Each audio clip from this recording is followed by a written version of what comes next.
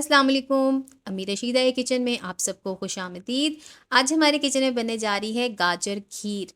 गाजर खीर बहुत ही आसान तरीके से आपके सामने बनाई जाएगी और आज की वीडियो जो है बहुत स्पेशल होने वाली है क्योंकि अम्मी रशीदा ख़ुद आज अपने बच्चों के साथ टिप्स एंड ट्रिक्स आप शेयर करेंगी कि खीर बनाते हुए हमें कौन सी एहतियाती तदाबीर अपनानी चाहिए जिससे आपकी खीर लाजवाब तैयार होगी और कम वक्त में और इंतहाई मज़ेदार खीर तैयार होगी।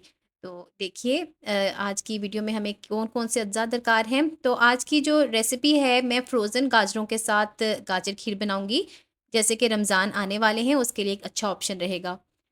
तो खीर बनाने के लिए चावल जो हैं मैंने लिया है 1 से सवा कप है ये और मेरे पास जो है चावल वो टोटा चावल है और इसको मैंने 2-3 घंटे के लिए भिगो दिया था और इसमें पानी डालकर इसको गलने तक पकाऊँगी। अच्छा, पानी की मिकदार इसमें क्या है कि इतना होगा पानी कि 1 से डेढ़ इंच चावल की सतह से ऊपर होगा, ज़्यादा पानी नहीं डालना, सिर्फ़ हमने चावलों को गलाना है। कुछ इलायची के दाने हैं, वो शामिल कर दूँगी। अच्छा, चावलों की जो कंसिस्टेंसी होगी ना, वो इस तरह होगा जैसे चाइनीज़ स्टिकी राइस होते हैं ना, बिल्कुल वैसे ही तैयार हो जाएँगे।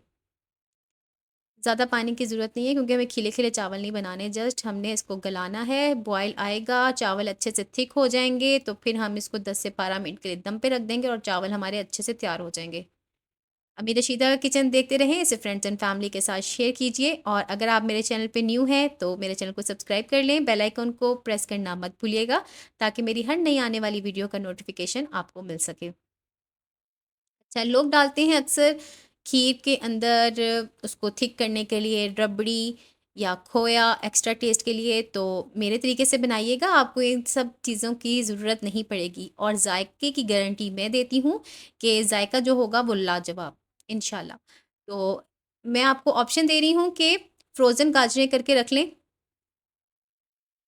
ग्रेट कीजिए गाजरों को और फ्रोज़न कर लीजिए और रमज़ानों में जब भी क्रेविंग हो निकाली और आराम से झटपट ईज़ी बना ली।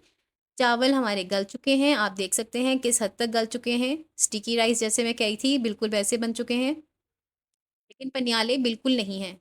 ये सबसे मेन चीज़ है कि पनियाले नहीं होने चाहिए। अब मैं दूध डाल-डाल के इसको मैश कर लूँगी। अगर आपको ईज़ी लगे तो आप पाकिस्तानी रवायती स्टाइल में इसको घोटा लगाइए घोटने से। लेकिन मुझे जो ईज़ी लगता है कि मैं पोटैटो मैशर से चावलों को अच्छे से मैश कर लेती हूँ और वो अच्छे से घुट जाते हैं। तो हमारे जो घर में अमूमन चावलों की खीर जो बनाई जाती है, फिरनी तर्ज़ की नहीं बनाई जाती कि बिल्कुल उसको मैं ग्राइंड कर दूँ। तो लेकिन ये होता है कि हल्का-हल्का सा दाना नज़र आए, जो कि हम चावलों को जैसे घूंटा लगाते हैं ना, बिल्कुल वैसे ही नज़र आए।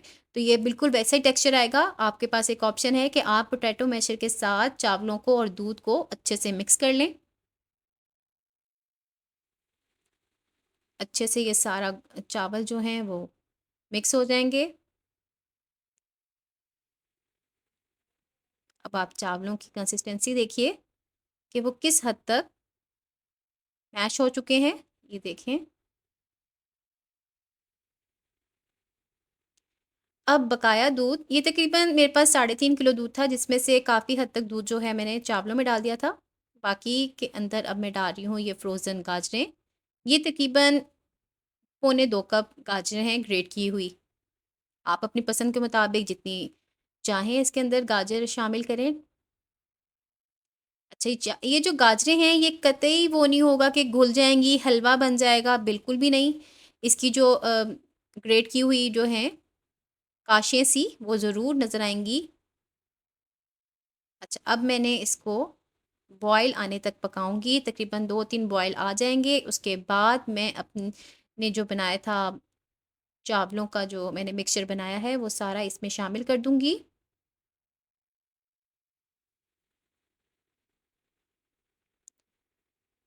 बॉयल आना शुरू हो गया है। इलायची या इलायची का पाउडर ज़रूर डाल लीजिएगा क्योंकि खीर की जो खुशबू है ना, वो बस इब्तिदा हो जाती है जब इलायची डालते हैं तो, खुशबू से महक जाता है किचन।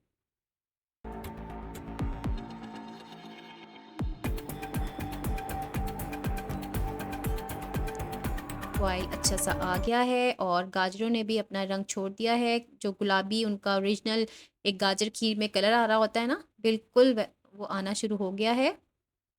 دودھ جو میں یوز کر رہی ہوں وہ فل فیٹ کریم ہے، اور اس پوری کھیر میں جتنے میں آپ کے سامنے بنا رہی ہوں تقریباً 4.5 کلو دودھ میں نے شامل کیا ہے اس کے اندر۔ چاول آہستہ آہستہ کر کے اس میں سارے شامل کر لوں گی کہ یہ نہ ہو کہ کہیں لمس گٹھلیاں جو ہیں وہ نہ بن جائیں، اور لوئی کی مدد سے اس کو میں ہلاؤں گی۔ اچھا، اب میں آپ کو ایک اس کا اہم جو ٹپ ہے نا وہ بتاتی ہوں، کہ امی کہتی ہیں کہ آپ نے نا جب آپ نے چمچ ڈال لیا ہے دیگچی میں کھیر بناتے ہوئے، تو آپ نے ڈوئی کو اٹھانا نہیں ہے۔ یہی ٹپ جو ہے میں آپ کو کڑی بناتے ہوئے بتا سکتی ہوں، کڑی پکوڑے کی اگر آپ نے ریسپی دیکھی ہو تو آپ نے یہ بات اس میں سنی ہوگی کہ آپ نے جب ڈال لیا نا چمچ کھیر کے اندر، آپ نے اٹھانا نہیں ہے اس کو، بس اس کے اندر چلاتے رہنا ہے۔ وہ ہوتا ہے نا اکثر پھینٹا لگا رہے ہیں، چیک کر رہے ہیں کتنی تھک ہوگی ہے، وہ آپ نے بالکل نہیں کرنا۔ اب کھیر بناتے ہوئے آپ نے مسلسل چمچ چلانا ہے، اور جو فلیم ہے وہ آپ نے میڈیم لو ہی رکھنا ہے، ہائی فلیم نہیں کرنا، اور چمچ جو ہے آپ نے وقفے وقفے سے چلاتے رہنا ہے، ان اٹینڈنٹ بالکل بھی نہیں چھوڑنا، کیونکہ کھیر جب باٹم میں لگ جاتی ہے تو وہ ذائقہ اچھا نہیں لگتا۔ میرے پاس کچھ یہ فروزن پیڑے تھے، ان کو میں نے ڈی فروسٹ کر لیا، اور مائکرو ویو میں نے 1 منٹ دے دیا، اور گرم کر کے میں اس میں شامل کر دوں گی۔ اس طرح آپ کے پاس بھی کوئی لیفٹ اوور مٹھائی ہو کھوئے والی، کوئی برفی وغیرہ ہو تو آپ اس میں ڈال سکتے ہیں، لیکن میٹھا ڈالتے ہوئے احتیاط کیجیے گا، کیونکہ ان میں بھی تو میٹھا ہوتا ہے نا، تو میٹھا بیلنسڈ ہی ڈالیے گا۔ امی پھر ڈال رہی ہیں ساتھ میں پیڑے کھیر میں، اور میں مسلسل چمچ چلا رہی ہوں تاکہ وہ اچھے سے ڈیزالو ہو جائیں۔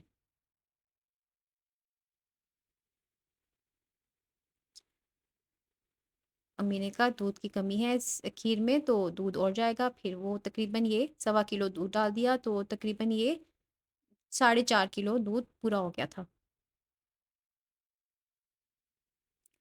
کھیر پک رہی ہے میڈیم لو فلیم پہ، اور اس کے اندر چینی کب شامل کرنی ہے یہ بتائیں گی آج امی خود۔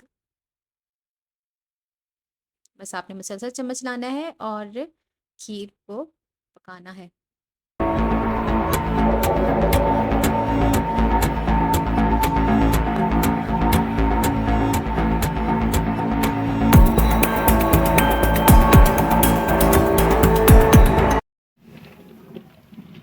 بتائیں ویورز کو کہ چینی کس وقت ڈالتے ہیں؟ اس میں اب چینی کا وقت ہو گیا اس کا، یہ دیکھیں نظر آ رہی ہے نا۔ اگر کوئی ایسے ہے کہ ان کو پتہ نہیں ہے تو اس کو اتنی سی کھیر لے کے ایک پلیٹ میں، تو دیکھو جمنی شروع ہو جاتی ہے۔ چلیں آپ بھی کر کے دکھائیں نا، یہ دیکھیں آپ نا، پھر اس کے اندر چینی ڈال دیں۔ چلیں آپ کر کے دکھائیں۔ یہ دیکھو اب یہ جمنی شروع ہو جائے گی، بس اتنی سی دیکھ لو، یہ جمنی شروع ہو جائے گی تو اس کے اندر آپ چینی ڈال دو۔ ابھی تو لیکوڈ ہے، نہیں یہ جم جائے گی ابھی جم۔ یہ 1 پیالی چینی ہے، 1 پیالی چاول تھے اس میں۔